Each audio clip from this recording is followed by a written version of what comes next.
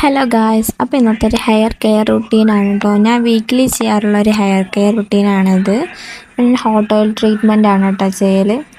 പിന്നെ oil first double boiling ചെയ്തെടുത്തിട്ടുണ്ട്. പിന്നെ ഹെയർ നല്ലപോലെ സെക്ഷൻ ആക്കി എടുത്തിട്ട് ആംഗിൾസൊക്കെ റിമൂവ് ആക്കുക.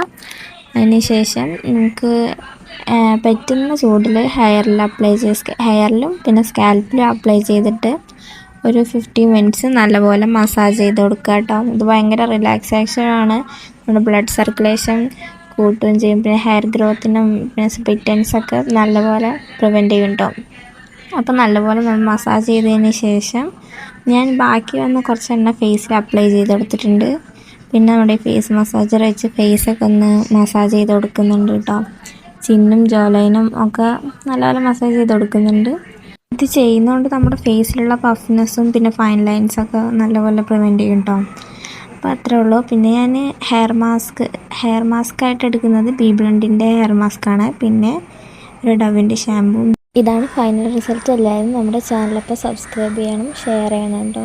Bye bye.